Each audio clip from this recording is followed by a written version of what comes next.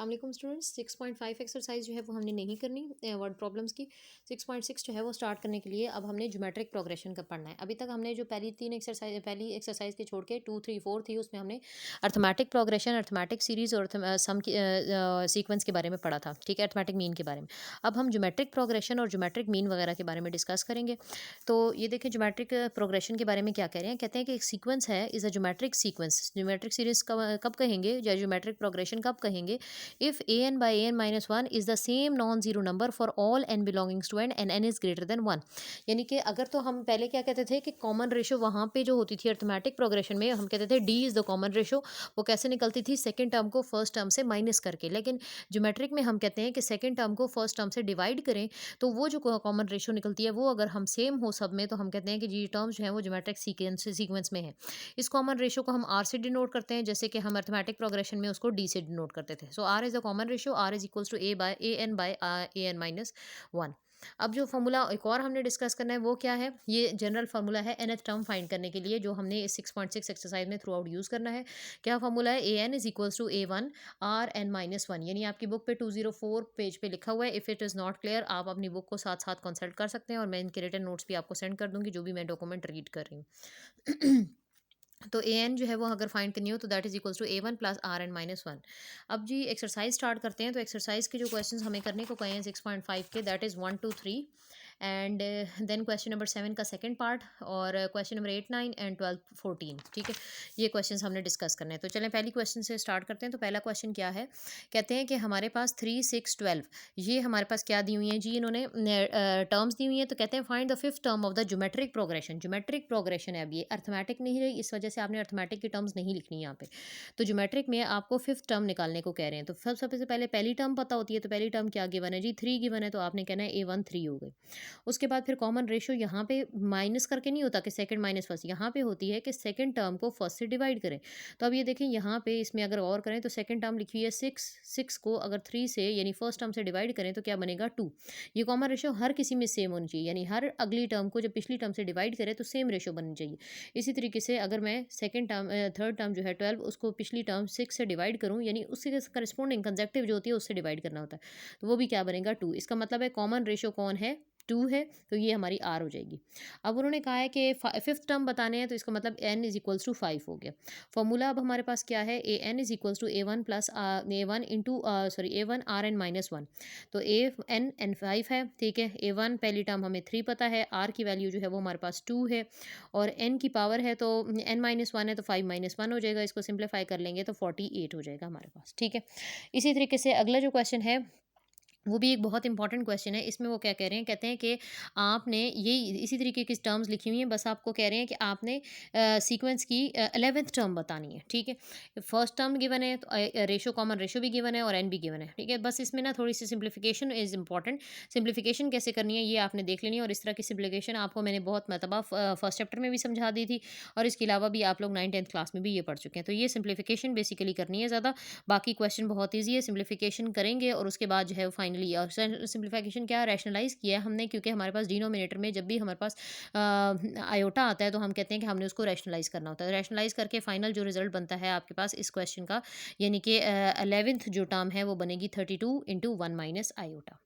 Next question discuss कर लेते हैं। नेक्स्ट क्वेश्चन हमारे पास है थर्ड, उसमें भी वो कह रहे हैं 12th टर्म है, तो वो भी इसी पैटर्न पे जैसे मैंने आपको ये समझाया आपने करना है। अब हम डिस्कस कर लेते हैं क्वेश्चन नंबर 7। क्वेश्चन नंबर 7 का जी उन्होंने कहा है हमें पार्ट नंबर 2 करने को। क्वेश्चन नंबर 7 है क्या? क्वेश्चन नंबर 7 में जी वो कह रहे हैं कि A B C D 4 terms हैं ज्योमेट्रिक प्रोग्रेशन में। ठीक है, 4 टर्म्स हैं जो कि ज्योमेट्रिक प्रोग्रेशन में हैं। हमें क्या करना है? हमें वो कह रहे हैं कि आपने इनका सेकंड पार्ट में a square minus B square minus C square minus d square को प्रूव करना है कि वो भी ज्योमेट्रिक प्रोग्रेशन में है।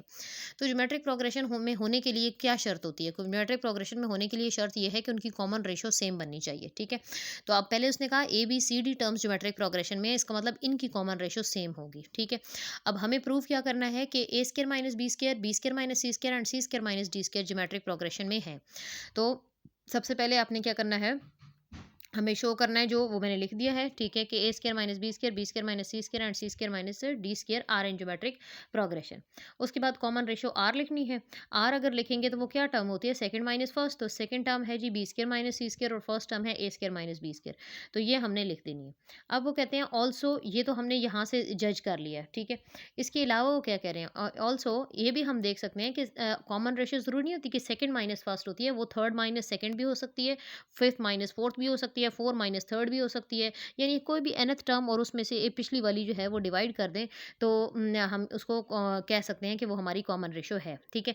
तो यानी कि ये भी हो सकती है, या फिर वो कह रहे हैं कि अगर मैं सी स्क्र माइनस डी स्क्र को उससे पिछली टर्म जो कि है B square minus c square उससे डिवाइड कर दूं तो वो भी मेरी कॉमन रेशो बन सकती है। अब वो क्या करें अगले स्टेप पे कि ये जो हमारे पास बना हुआ है कि आर डैश हमने ले लिया है c square minus d square divide by b square minus c square, इसको हमने मल्टीप्लाई और डिवाइड करा दिया है किससे, a square minus b square से। अब जब ऊपर ये चारों टर्म्स मल्टीप्लाई हो जाएंगी तो ये चार टर्म्स जनरेट हो जाएंगी जो मैंने ऊपर लिखी हुई हैं, और जो नीचे है वो हमारे पास B square minus c square into ए स्क्र माइनस बी स्क्र हो जाएगा। फर्दर इसको सिंप्लीफाई कैसे करना है तो देखें, इसने कहा है कि ए सी का होल स्क्वायर और उसके अलावा माइनस ए डी का whole square minus B C का होल स्क्वायर और प्लस बी डी का, यानी सबके होल स्क्वायर लिख लिए और डिनोमिनेटर में भी बी स्क्वायर माइनस सी स्क्वायर इंटू ए स्क्वायर माइनस बी स्क्वायर हो जाएगा।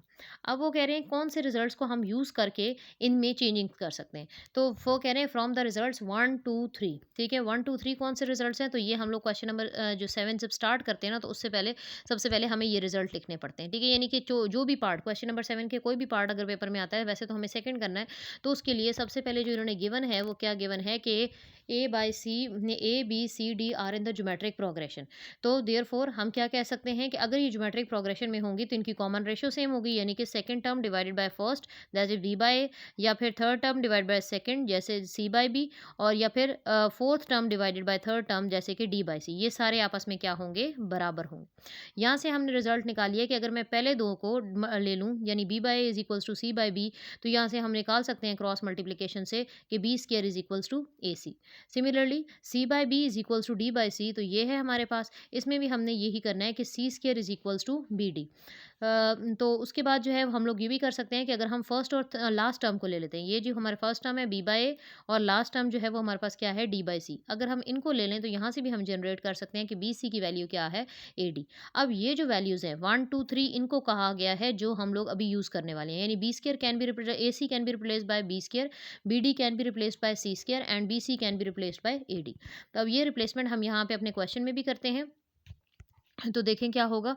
तो हम कहते हैं कि ए सी जो है उसकी जगह हमने बी स्क्वायर लिख दिया, ए डी की जगह बी सी लिख दिया है, बी सी जो है वो तो बी सी ही रहेगा, बी डी जो है वो हमारे पास सी स्क्वायर हो जाएगा। इसको फर्दर अगर हम लोग एक्सपेंड करें तो बी स्क्वायर का स्क्वायर बी फोर हो जाएगा माइनस, और ये दरमियान वाली दोनों टर्म सेम है तो वो two B square C square हो जाएगा प्लस सी फोर, और नीचे वाली टर्म्स एज इट इज़। अब हम जब देखते हैं कि ये ऊपर वाली जो टर्म है ये तो होल स्क्वायर बन रहा है किसका, हम कहेंगे कि ये पहली टर्म का स्क्वायर है, दूसरी टर्म का भी स्क्वायर है और दरमियान वाली टर्म टू ए बी है इनकी, तो ये बी स्क्वायर माइनस सी स्क्वायर का होल स्क्वायर बन जाएगा, और डिनोमिनेटर में भी हमारे पास ये टर्म है तो हम एक एक कैंसिल कर देंगे, तो हमारे पास जो कॉमन रेशो बन जाएगी वो क्या बनेगी, B square minus C square divided by A square minus B square. अब देखें कि पहले जो वन था रिजल्ट, वन में हमने कहा था कि आर की वैल्यू है B square minus C square divide by A square minus B square, लेकिन आज जो अब जो आर डैश की वैल्यू आ गई है वो भी यही वैल्यू आ गई है, एग्जैक्टली द सेम वैल्यू। तो हम क्या कह सकते हैं कि दोनों का रिजल्ट क्योंकि सेम आ गया है, इसका मतलब आर और आर डैश जो है वो सेम है।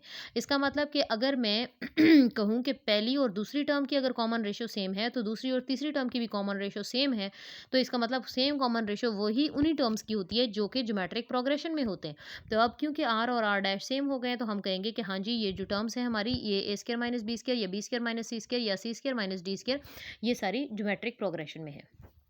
नेक्स्ट हम डिस्कस करते हैं जी क्वेश्चन नंबर 8। तो क्वेश्चन नंबर 8 ये जो अगले चार पार्ट्स हैं ये हम नेक्स्ट लेक्चर में डिस्कस करेंगे।